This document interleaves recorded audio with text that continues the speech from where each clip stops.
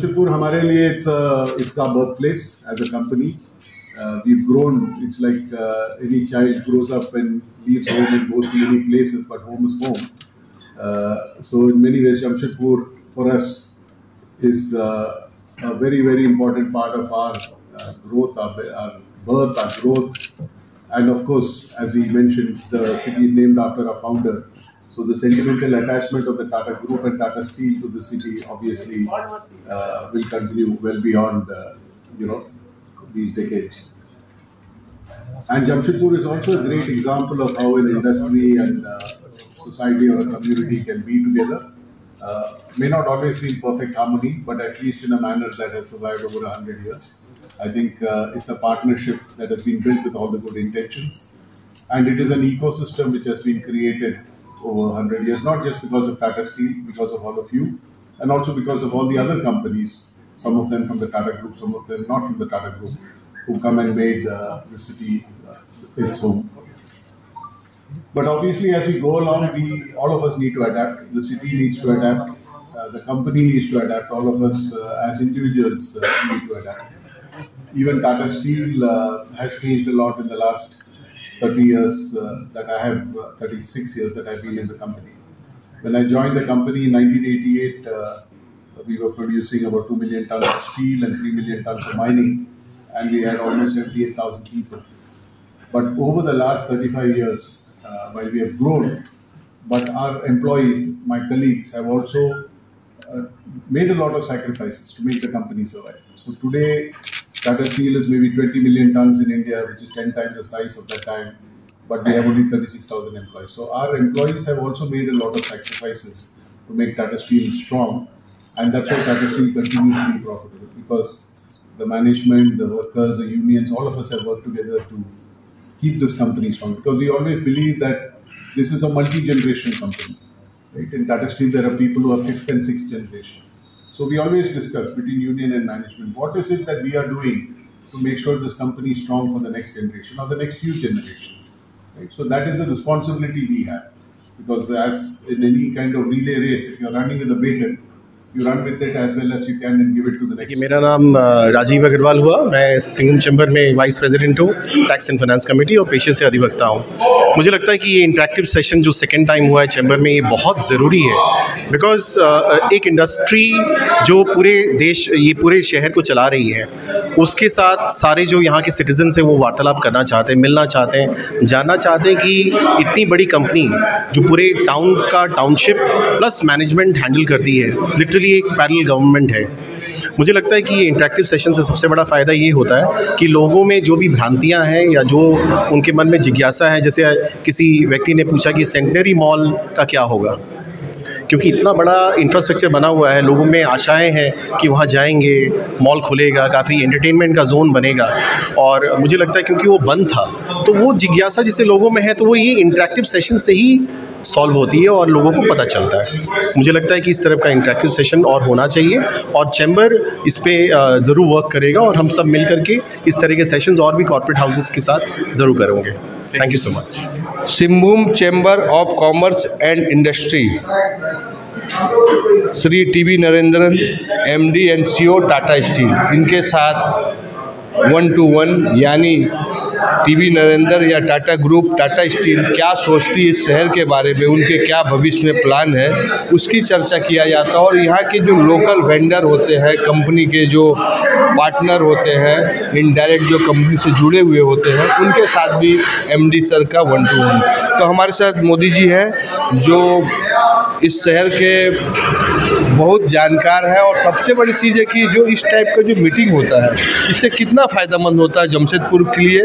देखिए, जब Singhbhum chamber of commerce and industries की बात करते हैं तो हम लोग बिजनेस फर्टिलिटी के अंतर्गत आते हैं, और हमारा काम होता है कि बिजनेस फर्टिलिटी को कैसे हम लाभ पहुंचा सकें, कैसे बिजनेस और उद्योग जो ग्रोथ हो जमशेदपुर का, इसके लिए अलग अलग इवेंट्स का आयोजन करते हैं। और निश्चित तौर पर टाटा ग्रुप तो अपने आप में एक हस्ती है पूरे देश में, विश्व के मानसिक पटल पर। तो आज जो हमारे टाटा ग्रुप के CEO है MD नरेंद्रन साहब को हम लोगों ने बुलाया था चैम्बर में, और जो शहर के मेन बिजनेस फर्टिलिटी उद्योगपति सारे लोग थे। 1-to-1 संवाद हुआ है, किस तरह हम अपना व्यापार बढ़ा सकते हैं, किस तरह टाटा स्टील के साथ समन्वय स्थापित करके उनके विकास में योगदान दे सकते हैं। इन विषयों पर डायरेक्ट बातें हुई है और जो टाटा स्टील के CEO थे और उन्होंने पूरी बातें कही, अपनी VPCS थे चाणक्य चौधरी, उन्होंने भी बातें कही। निश्चित तौर से हमें लगता है कि जो हम लोगों ने सोचकर कार्यक्रम किया था वो सार्थक रहा है और लोगों ने बहुत अच्छा महसूस किया। 2-3 रिक्वायरमेंट था, जैसे मुनका सर ने बहुत अच्छा बोला कि मेडिकल, हायर एजुकेशन, जो ब्लड ब्रेन ड्रेन हो रहा है, और जो एयरपोर्ट जो आप लोगों का हर समय डिमांड रहता है, इसमें उनको क्या विचार है? टाटा ग्रुप इसमें क्या? देखिए, ये तो लगातार जो मांगे हैं शहरवासियों की मांगे हैं, शहरवासियों की मांगों को मुखरित करने का प्रयास हम लोग करते हैं टाटा स्टील के माध्यम से। आज भी सारी बातों को हमने सिलसिलेवार रखा है और उन्होंने बहुत उत्साहजनक उसका उत्तर भी दिया है और संभावनाएं जताई हैं कि जो भी हम लोग बात कर रहे हैं, निश्चित तौर से कुछ चीज़ों पर टाटा स्टील ने काम किया है। मेडिकल सर्विसेज को पहले से बहुत बढ़ाया है और भी उत्तरोत्तर बढ़ा रहे हैं। और निश्चित तौर से जो हम लोगों ने कहा कि एयरपोर्ट और मॉल के बारे में कहा हम लोगों ने, उन्होंने भी कहा कि अच्छे प्रयास चल रहे हैं और इस वर्ष के अंत तक हो सकता है कि मॉल भी तैयार हो जाए और बाकी चीज़ों पर भी टाटा स्टील काम कर रही है। इसका फायदा जमशेदपुर इकोनॉमी को जरूर मिलेगा, नो डाउट मिलेगा। हम लोग तो उसी लिए काम करें कि जो इकोनॉमिक स्तर है जमशेदपुर का वो बढ़े और हम भी बड़े महानगरों की तर्ज पर हमारा व्यवसाय भी कह सके हाँ हम कम्पीट कर सकते हैं कहीं भी। तो आप लोग सर शहर के बिजनेसमैन हैं और उन जो सबसे अधिक है कि शहर में टाटा स्टील भी चीज़ को गंभीरता से लिया कि ट्रैफिक बहुत अधिक एक्सीडेंट हो रहा है, उसके लिए सर एक तो अवेयरनेस आप हमारे चैनल के तरफ से सभी को थोड़ा ट्रैफिक के बारे में थोड़ा अवेयरनेस के लिए 2-3 तो पॉइंट है, बताइए। जी, निश्चित तौर पर शहर बहुत पुराना शहर है जमशेदपुर। शहर बढ़ा, लोग बढ़े, सड़कें नहीं बढ़ी। तो और जब लगातार रोज़ वाहन बढ़ रहे हैं, लोगों की उपयोगिता बढ़ रही है, आप किसी भी शहर पर किसी भी रोड पर जाएं, जो अंदर की ब्रांचेस रोड है उस पर भी जाम लगा है। तो निश्चित तौर से हम लोगों को ट्रैफिक सेंस को विकसित करने की आवश्यकता है। हम लोग आपके चैनल के माध्यम से शहरवासियों से भी आग्रह करेंगे कि सेफ्टी को ध्यान में रखें, वाहन जरूर चलाएं लेकिन सेफ्टी को ध्यान में रखें और ट्रैफिक सेंस को विकसित करें।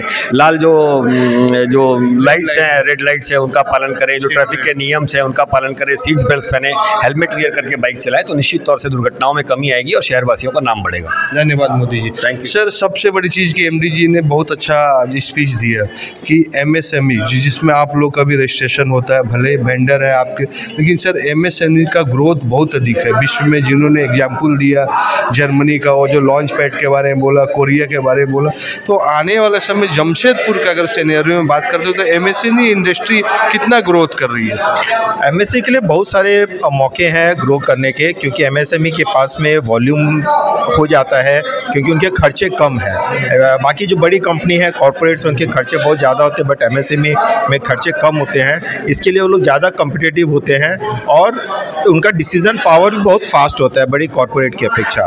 तो MSME को ग्रोथ करने की बहुत ज़्यादा अपॉर्चुनिटी रहती है सर। तो ये जो MD के साथ, CEO के साथ जो बिजनेसमैन हो, वेंडर हो, एक इंटरेक्ट होता है, 1-to-1 होता है, कितना फ़ायदेमंद होता है सर ये जो मीटिंग?